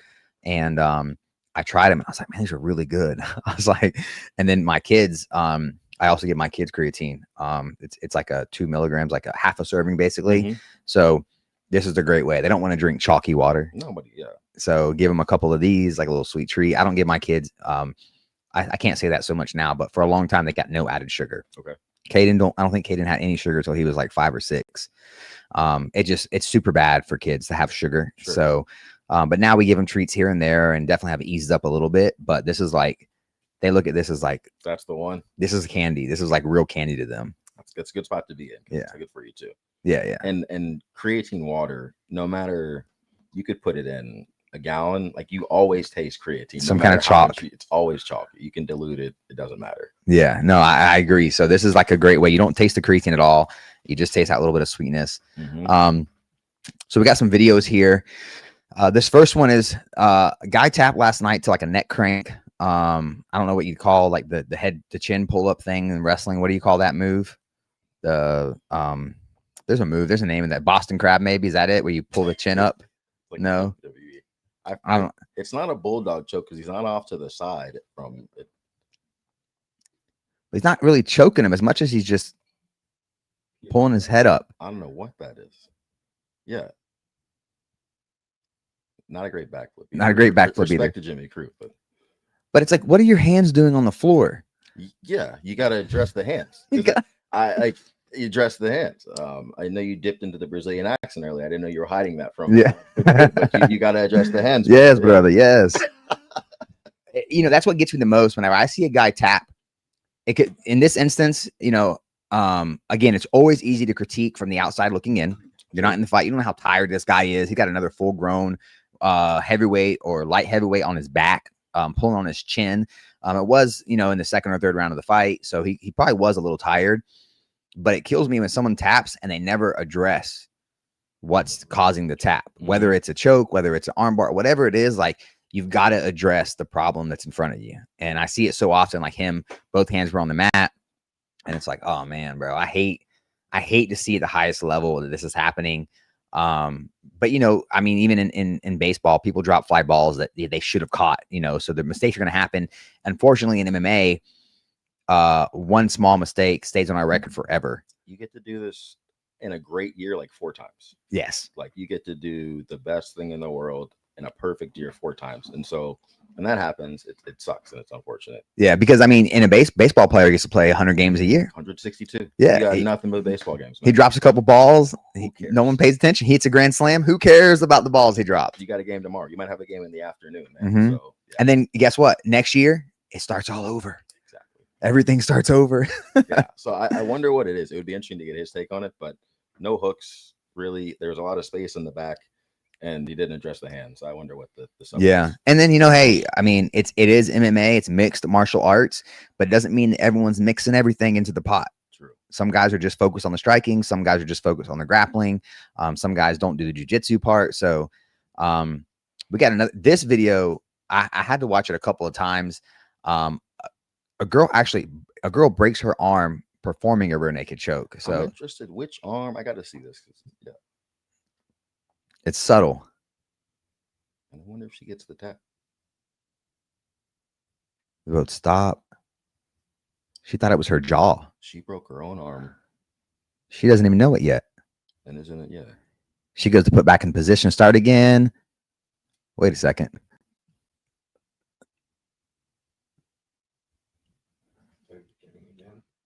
Realized it was her arm that broke. Oh, like right on the forearm. Yeah, right on the forearm, man. Oh. Ah. Let it play through. I think it yeah, it shows You can kind of see there. the next video you can see like a little just a little shake, and it's her arm. And she thought she broke her opponent's jaw. Mm-hmm. It's like, man. And they say not to use your jaw. That's not a real defense, but I think her arm would say differently. Yeah. That's insane. And the squeeze you got to have. That thing, like it was probably a tight choke because that's a vicious squeeze to break your own arm. Mm-hmm. It looks like it. It's not. This one's in slow motion. Oh, Yeah, you see it for a little bit. She's apologizing. yeah. She thought she broke her jaw. Yeah. She's like, okay, let's just restart. I don't even know my arm is broke yet. All right, let's get the other video up. That's got to be the worst, though. You're in a finishing sequence You're on her back. on best position possible. You're winning for sure. To get there, you have to be really good. Mm-hmm. And she's got her in a choke and then breaks her arm. This is the other angle. I think you see it more on this one. Yeah, but this is the stuff we talk about. Like, you don't get to compete in jiu-jitsu every day. Yeah, you see Yeah, that little like. Oh, Run it back. That one, then so subtle. And she didn't even realize it. That's the craziest part to me. She broke her own arm. Adrenaline going, like you can't feel it. Yeah. Thought she broke her jaw. Immediately apologizes. Have you ever been injured bad in jiu-jitsu? I mean, yes, I've had a pretty bad neck injury one time. I mean, like super stiff, tingling down my pinky and my ring finger. I thought I was never gonna get to train again. I went on a hardcore rehab, physical therapy, doing like traction work on my neck and doing like the iron neck. Yeah. Really saved my neck. And I had to change the way I grappled completely. I used to let people grab on my neck, and like big guys always want to grab your neck and try to like front headlocks and that kind of stuff. Snap down. And I'm cool being in a front headlock position. I was really good at wrestling out of it and getting to a dominant position, and letting 200 pound. And plus I used to grapple with whoever. I didn't care about size, but come to find out 10 years of people wrenching on your neck and twisting you around and squeezing really hard is not good for your neck. So I'm 200 plus pounds. You're not 200. Yeah, I'm not at all. It's a different ballgame. You're built a little differently than me. Yeah. What about you? Any serious injuries? Nothing crazy, like a rib in jiu-jitsu. No. I got into jiu-jitsu kind of funnily. I was just kickboxing. And when you first start and your shins are just not conditioned at all. Yeah. I bruised up my shin pretty bad, but I wanted to keep going to the gym. So I guess I'll do this stupid jiu-jitsu thing. So fast forward to all of this that came as a result of it. Yeah. But nothing drastic. Not here. I've had like surgeries and stuff in other sports, but nothing bad since after college. Yeah. The neck was the one for me, and it was scary because of the tingling. Yeah. And I knew a guy who had a similar thing, and he had a strong hand. And it was from a neck injury from jiu-jitsu that he just never took care of. And I was like, I remember I was like, what happened? What happened? He's like, oh man, it started with this, started tingling down here. And as he's describing it to me, I'm like, that's what I got right now. You should have been on the iron neck. Yeah. I was like, what can I freaked out. I was like, yo, I got to figure it out right now. So I stopped training. I found the iron neck. I did all these things. It's like, thank God I knew him. He's my boy, but like, thank God he explained it to me, and I hadn't seen him in forever. I was like, yo, what happened to your hand? And he described, it's like, yeah. So what happened was I had this problem, and eventually the nerves died. I should have addressed it earlier. And I was like, noted. It's the dead nerves. We don't tingling is not good. This is a crazy video over the weekend. Vanderlei, who I think is like, he always finds a way to get involved in extracurricular activities and fights. Back in the day, I don't know if you're. I can't let you get close, bro. Yes, he tried to fight Chael Sonnen. Yeah. He had the moment with felony Crazy Horse Charles Bennett where he got knocked out in the back. Mhm. And then in this fight, if you could start it from the beginning. Oh, he did eat a pretty hard left hand there. Right. Ding. Yikes. Out cold. That is not what you want to happen to you in your late 40s. You know, he's had a chin, and he eats a pretty hard shot earlier. So that's not a great look. Oh, dragging his body out is not a good look. Nah, don't ever grab me by my arms. But look, he headbutted him. Okay. So that's what started it, was the headbutt. Was that the end of the video or the beginning of the video? You start that again at the very beginning. So he blatantly, huge headbutt, yeah, threw a headbutt, and then he eats a left hook from the guy in the green here. Bam, eats that, and he's okay. He's okay, and then it's this one, right? Yeah. Oh, you just don't want to see that, man. Nah. It's like someone's dad or grandpa getting knocked He's an out. OG. He's part of why I like doing this. So yeah. Yeah. But you know, again, he manages to find a way to be involved in all these extracurricular activities. You know, like the headbutt was intentional. I don't know what happened between the headbutt and that, because it kind of showed the headbutt in a mob. Oh, okay. That wasn't back to back. Yeah, there's like a space in between of, I don't know what happened. I mean, obviously someone was mad and they got involved, but you know, it's like, man, how much testosterone does that guy have to be 45. still fighting, still getting in brawls like that? Yeah. And like you said, man, you know, I had a friend tell me one time, he's a doctor. He's they call him Dr. Jim up in call him Doc up in Tallahassee. And he said, I was asking about brain health and like CTE and all these things. And he goes, well, Mitchell, unfortunately, science doesn't really have it dialed in as far as like how many times you get to be knocked out or who's going to get CTE and who's not going to get CTE. He goes, but it's how I look at it is it's kind of like one of those fun cards you get, or one of those discount cards you get after so many, you know, you get the prize. Only at the end of the punch card, there's no prize. There's retirement. That's your only option. It's like you can't. Yeah. Once your chin's gone, it's gone. And we don't know if you get 5 knockouts, if you get 12 knockouts, or if you get 1 knockout. But once your chin is gone, whatever God decides, it's gone. Yeah, we all have different hole punches too. Mm-hmm. Yeah, you might get 12, I might get 2. And I was like, damn. It's like, he's like, you know, the best thing I can tell you is avoid it at all costs. That's the only way to do it. He said, don't go in the gym and lose your chin in the gym. So many guys, if you ask any of these old time boxers, they'll tell you it wasn't the boxing matches. It was the gym. Mm-hmm. It was the sparring in the gyms. It was the crazy rounds in the gym. It was sparring 3-4 times a week, which I did. I did all these things coming up. My first 5 years, 6 years. You want to do? Yeah. You want to punch somebody. You want to get punched. Now I play tag. Like I still get in there and spar with the guys, but I'm trying to touch you and not be hit. Like, so if I know I can hit you with a 3-piece combo, but I'm going to get hit back with a 2-piece combo, I don't know I can hit you with 1 punch and not get hit with no punches. I'm going for the 1 punch, right, and not getting hit at all versus the 3 punches and getting hit 2 times. Like I'm not doing the math. It's like, no, 0 is what I'm looking for. The name of the game is not getting it in the face. It's yes, hitting them more than they hit you, and being defensively responsible and creating offense off of that. Yep. People think it's brawling and Wanderlei made a career after brawling. So you can do that, but I'd rather develop the skill set otherwise. Like I don't think that it's a compliment to say somebody has a great chin. Like, how did we find that out? Because he's good at getting his ass kicked. Like that's not a great thing to have. So. Anytime I see they always give you like 4 or 5 attributes as you're walking out in the UFC, and it's like, you know, I'm looking for like most significant strikes landed, least significant strikes taken, most takedowns. 0 takedowns landed again. But whenever it's like all they have is 3 things, and it's like great boxer, tough chin, hard to pressure. It's like, oh, that's not what you want to be on your resume. One of those can be good, but mix it up in the script. And you can, you know, it's important. You got to have those things too, right? Mm-hmm. But you don't want the commentators to know you have it. You know, Max Holloway is a great example. Is Max Holloway tough? Can he take some shots? For sure.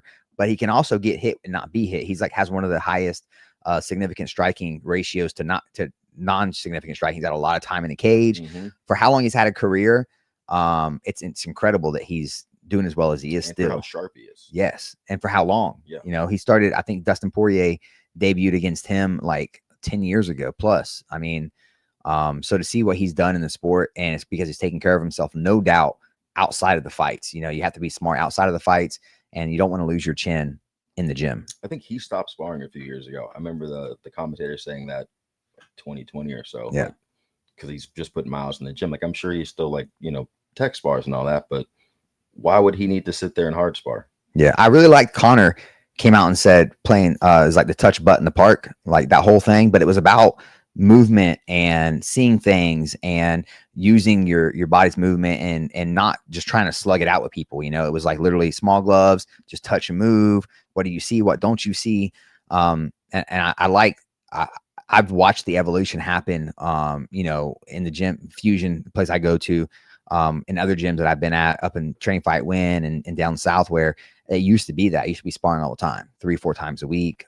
It was just like nonstop slugfest. And I love seeing the evolution in the gyms where they realize like, yo, once you know how to fight and you know that you're okay with getting hit, you don't have to keep getting hit. Yeah. Like, you got it. Okay, cool. We got that part covered. Now let's work on not being hit, defense. But there's some guys you see them, they take a shot in the gym and they turn away. Mm-hmm. It's like, oh, you need to spar some more. Yeah. You need to get comfortable in there.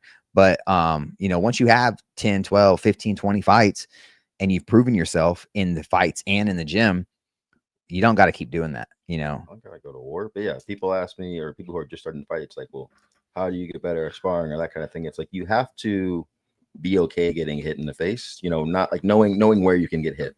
That's a huge thing. And being okay with that. If you get hit like, at the top of your head and you turn away, they might have broke their hand because the top of your head is hard, but you have no idea because you turned away. Yep. So you have to know and be okay with that. And if you are, then you can dive deeper into fighting. And if you aren't, then you kind of know, like, I'm going to train and maybe a PKB, maybe an IKF, but this combat night, this might not be for me. But you have to just be realistic with yourself. Yeah. I see guys all the time, man, where I encourage PKB, I think is the best thing that has ever happened to our Central Florida area for fighting.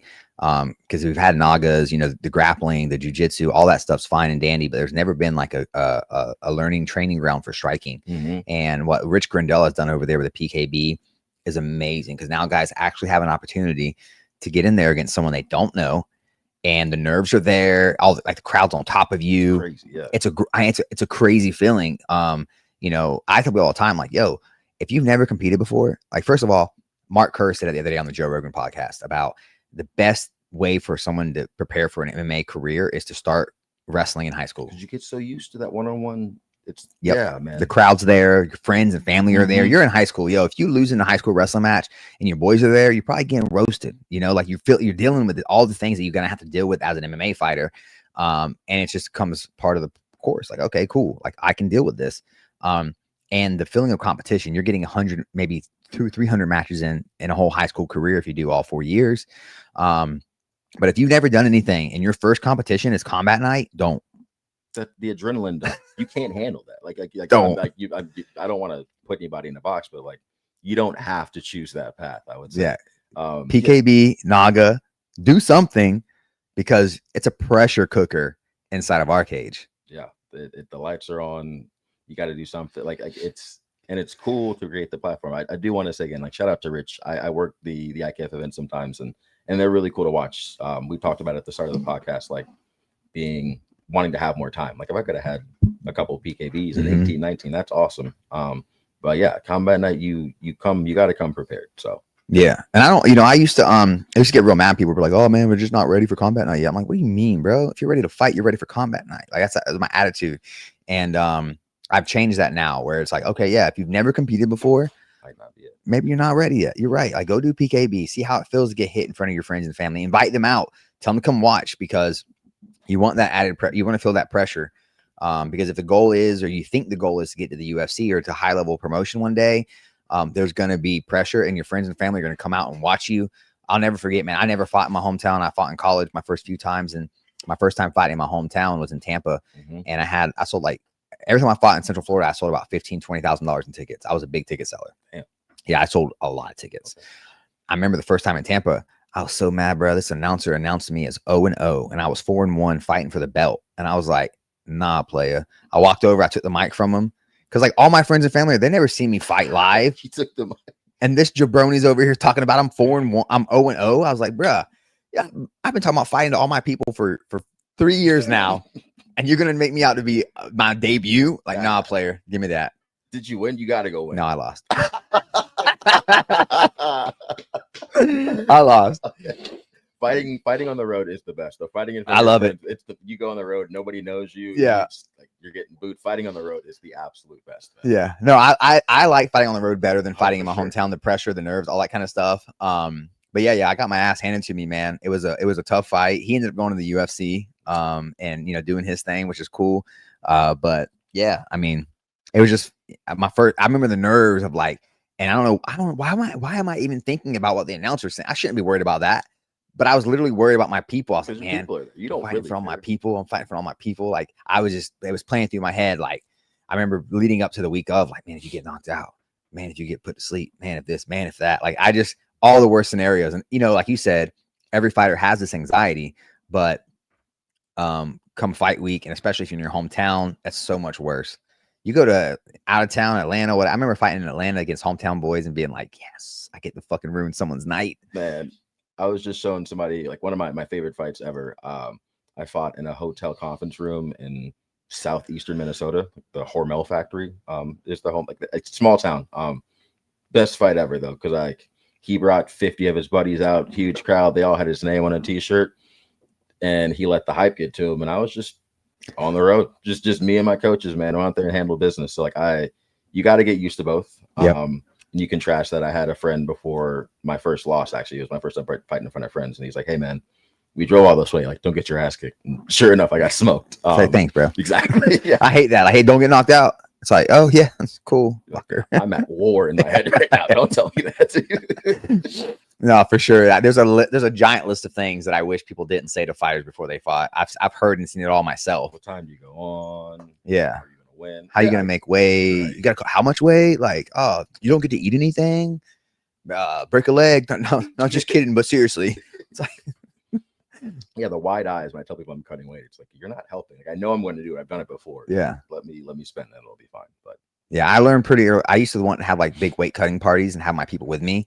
And like, I'll never forget, actually for that fight, the fight I lost, my boy was in there and he was like, man, I'm fucking starving, bro. He's like, can we get some pizza or something after this? And I'm like dying. I'm just looking at him. And my buddy Jim, who's like, he was in the UFC, very high level fighter, is like kind of like shaking his head no. And he's like, what? He's like, you're not hungry? And I was like, fuck you. Just leave me alone. Just leave me alone. I never invited him to cut weight again. nah, you gotta know you can be around. We got another video here. This is just I believe this is a tricky kick, and you're being a Muay Thai guy.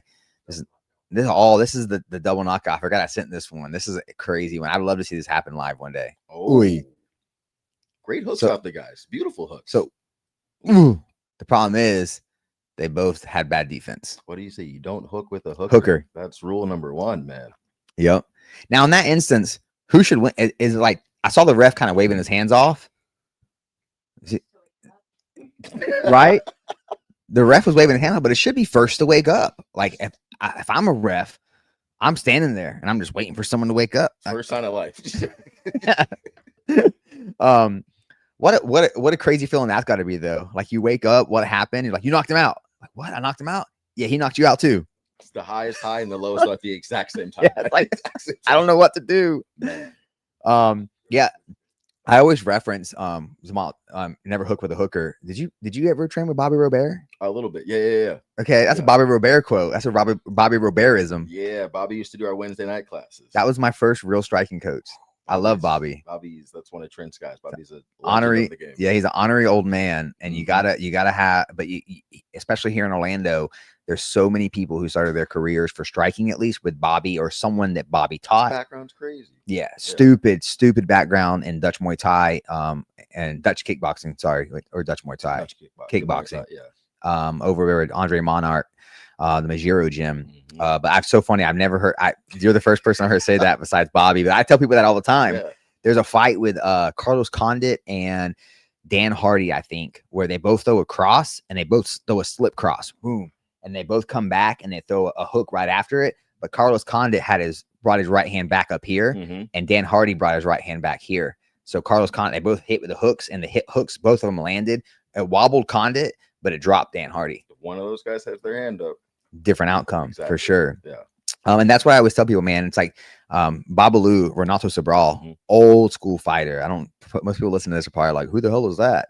I got to meet him early on in his career, right after he fought Chuck Liddell. And he was like, this is a game of inches, brother. Like, you never know, the punch land here, you go to sleepy. The punch land here, you still there to fight. And I was like, damn, that is crazy. He's like, when I fight Chucka, I hit him here, night night. And I was like, damn, Up here, just a bruise. that is true. Like if you just that little inch there and you touch that button, now they're going to sleep. And if they are more accurate, now you're going to sleep. Exactly. You ever spar with Babalu? I hear he was like a nightmare to work with. No, I never did. He was good friends with a guy that I met early on. I've been so blessed in my career. A guy named Beto Nunez, and it was over at De La Hiva and Hafa and Beto Nunez, De La Hiva Jiu-Jitsu in Central Lakeland area. I got to meet De La Hiva early on, Ricardo De La Hiva. I got to meet a guy named Batata, who was the jiu-jitsu coach for the Jungle for a long time, early, like when they weren't even black belts yet. And got to, rub shoulders with them and meet guys like Babalu through these guys and pick their brains. I was so young. I don't think I even had any fights yet. I might have had like one pro fight, but like talking to a guy who just fought for the belt back in 2013, when it wasn't nearly as popular. The belt. Yeah. And we were out, bro. No one even came up to him and said anything. No one even knew who he was. Mm-hmm. It was so funny. No one had any idea who this guy was. Flash forward like 2 or 3 years later, I went out with Cowboy and I remember asking him like, hey, what's the coolest part about, being a fighter or whatever? Because I'll tell you what the gayest part is. He was like, you'd be a fighter thinking all these women are going to come up to you and talk to you and want to get pictures with you. He's like, but it's a bunch of fucking men. He's like, I get harassed by men all night wanting pictures. Always the fellas, man. Like, yo, dude, what are you doing for training? Like, shadow box, and you get stopped and like, look at your cauliflower ear. Yeah, it's always the dudes. No girls like, oh, is that cauliflower ear? Exactly. No, it never works like that. They probably see your ear and like, oh, what's going on? What's wrong with you? Yeah. But yeah, it's crazy to see the evolution too, because like now I lived with Cowboy for a good minute, but seeing him, we'll go out or do something and like he's like a celebrity. Yeah. But 10 years ago, it just wasn't like that. But it's becoming so mainstream with guys like McGregor that it's like you really are a star. It's got a huge following. Yeah. What we got here? This is the crazy kick. I've always wanted to do this. I don't have the dexterity. I don't have any of the tools to do this kick. You got to think you can do it so you can start trying. All right. Huh? And he did it in a fight. That's ridiculous. So spinning heel kick, he kept it chambered and then turns it into a roundhouse to the head. I'll teach that class on Wednesday and just fall for everybody. Yeah. Please video it. But it's like a question mark kick-ish, but with a spinning heel kick. Like over rotate and then stop it abruptly and go back the other way. Yeah, my hips don't work like that. I'm 29. I'm not a young man anymore. But I do want to see you attempting to teach this to people. I'll cook up something. So please, I'll come by. Let me know when you teach class yet. Yeah. I plan on. I'm gonna try to be there this week. So let me know. I got the schedule. Let me know which classes you teach. I'd love to come to one of your classes. Wednesday 6:15 is my PAC class. That's my night class. That's actually the only night I can't come this week. I got taco night with my family in Polk County. I understand. Okay. Yeah, I haven't. I moved close home so I could be close to home, and I just never go see them. It's like an hour and a half drive, and so we plan a taco night for the whole family. So we're gonna go get tacos Wednesday night. You gotta get tacos, man. Is that the only night you teach? I only teach Wednesday nights. Yeah. Okay. I fill in some other time. Usually though, that's a great night for me. Usually Wednesday is a very good night for me. So 6:15, I will hit that fight, that class time in the future. We got any other videos over there? You wanna one more? Yeah. What's the last one? Oh, this is interesting. The nerves get to you, huh? Fighter taps out before the fight begins.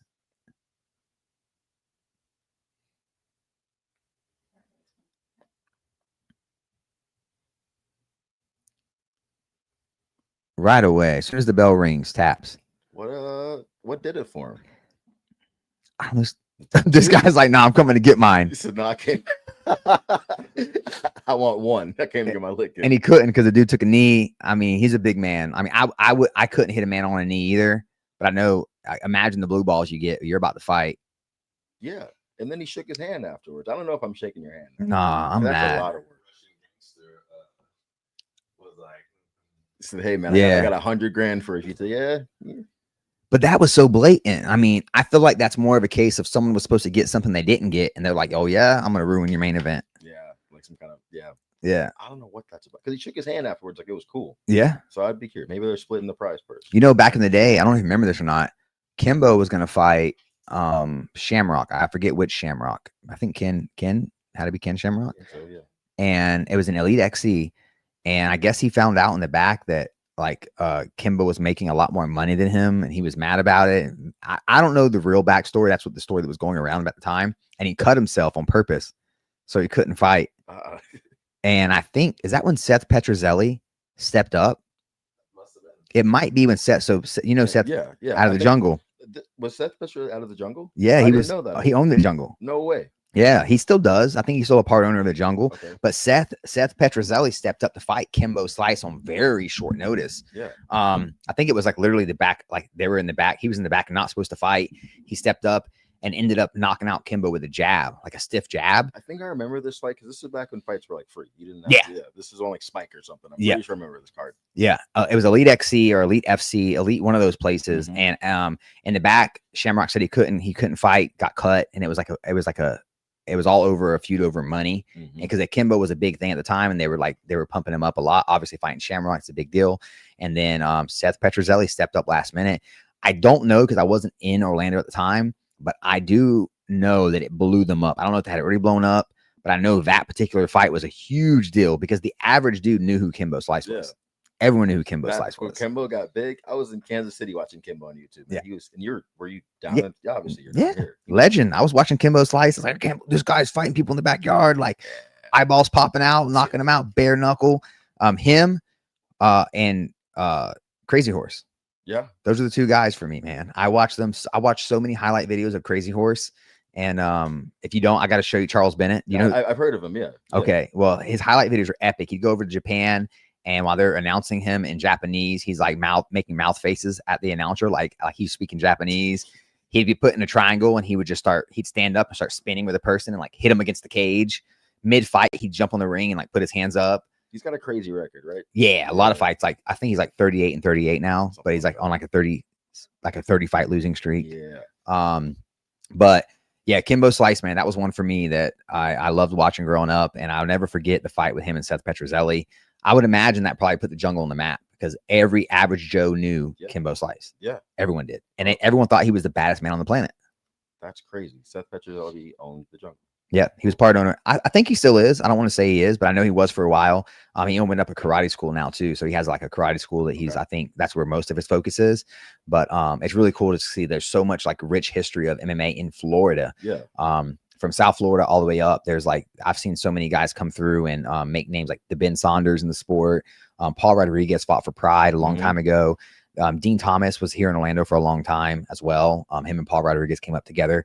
There's so much rich history here. And that's why I say, like, just to pick one gym, the first gym you walk into, and that's just it for you. Like, you don't actually try another gym. You don't cross train at all.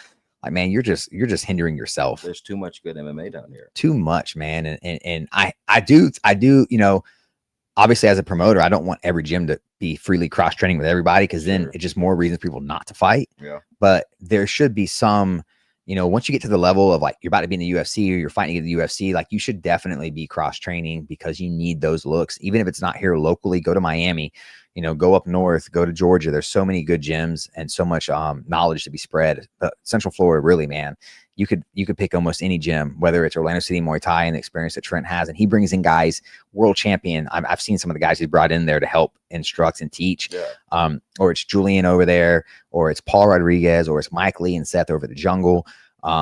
There's so much sauce out there. You just got to go out there and get it. But man, I really enjoy talking to you, Cannon. As we close up, I always do some gifts. The man. So we got these new buckets, fight buckets that we're going to be giving to all the teams here soon. But first we got Super Rare, some boxing gloves for you from Super Rare. Thank you so much. I love them, man. For me, like the design, the feel. It's one of those gloves that you don't feel like you need to put hand wraps on. Okay. Obviously, if you have weak wrist, you should. But I feel very protected in those gloves. I like them a lot. And Super Rare has done so much for us at all these events. They're giving us a ton of merch and gear to give to the athletes and hook the athletes up with. So I love it. Yeah, I wanted to answer the trivia question at the last combat night for the shorts. I didn't raise my hand fast enough. Oh, but did you have the answer? It was Simon. I know how to pronounce it. Okay. Yeah. I just didn't raise my hand fast enough. I was about to fight. I was like, do you want the shorts or do you want to lock in for your fight? So Yeah. I feel you. And then this is a brand new design. We just came out with this. This is the new Florida tank top. Sweet. We made a few different designs, but we went with the Florida flag there on Florida. Undisputed champ. I'm a big fan of this. Retro Grappler and his new leg of Retro Striker helped put these together for us. A great friend of the Combat Night family. He's part of the family, and I love having his amazing designs behind a lot of our Combat Night merch. There's that for you. Thank you. Big fan of Uncle Retro. He's a good guy. Yeah, Retro's a good dude. Another shirt Retro designed. The new movie coming out, Fantastic Four. I believe it just came out. Mm-hmm. I heard it flopped. I heard it was horrible. It wasn't great. I watched it fight. I always go to the movies before a fight, and it wasn't great. Yeah, I go to the movies too, man. That was something I would always do. I was cheap, so I'd buy like one ticket and I'd watch like 2 or 3 movies. It's the best way to kill a couple hours. I do pay for one and I go home now. I've changed. To kill a couple hours before a fight, there's nothing better than movies. No, there is nothing better. But the shirt is fire, even though the movie sucks. I'll put that in the bucket for you. And then I got you a pair of athletic shorts. Something new we just did, the ice packs. For like if you got a cut or a bruise or something, we just made a bunch of these for our teams, custom Combat Night ice packs to go along with our custom Combat Night buckets. So now if you're on traveling, don't got a lot of space, minimize. Josh, if you're watching, you're gonna love this. There you go. You got a whole bunch of stuff, man, because we just got all this stuff in. So you're reaping the benefits of being the first guy we talked to with all this new equipment, new stuff. Timing, and I'm gonna use the bucket to carry this out. Dope. I appreciate you guys. Where'd you get the Chick-fil-A hat from? My 6 months in Atlanta, I was selling beer with the guy whose sister worked at Chick-fil-A, and I got this sweet hat. My question about this hat, like every time I wear this hat, like the ratio of getting questions about this hat, I get a lot of questions about it. It's a good hat. It's a dope hat. Great hat. It's a unique color. It's Chick-fil-A, which in itself will cause a lot of issues. Chick and Chick-fil-A is spelled C-H-I-C though, right? It's not with a K, or is it with a K? This is the OG. And if you go by a restaurant, I'm pretty sure it's C-H-I-C, unless it's like Berenstein Bears. I don't know. I was gonna say, or is this the what's it called, the Mandela effect? Yeah. When I was reading it, I was like, wait, isn't it C-H-I-C? Now I got to go research this and see if Chick-fil-A has always been spelled with a K or if it changed it somewhere along the way. I would stop on the way home, but it's a Sunday naturally. I know. I've been crushed by that so many times. It sounds better on Sunday somehow. It does. It just does. You just want the heart wants what the heart wants. Can't help it. Yeah. But yeah, that's a dope hat, man. I peeped it as soon as you came in. I heard them say something about the Chick-fil-A hat. Yeah. As soon as you came in. So I like the old schoolness of it. I didn't think it was a crew hat. I thought it was something you bought somewhere, but I just traded it with a buddy. Limited edition right there then. All right, man. Selling beer, you get a lot of good beer merch, and so you're able to swap that for some cool stuff. Yeah. All right, bro. I really enjoyed getting to know a lot more about you, man. I love all the stuff about your family, your background. Get you a couple more fights in maybe before you go pro, have your back here, man. Would love to talk to you again. Most definitely. I appreciate your time. Cool, man. No, thank you, Canyon. Awesome. Are you ready for combat night?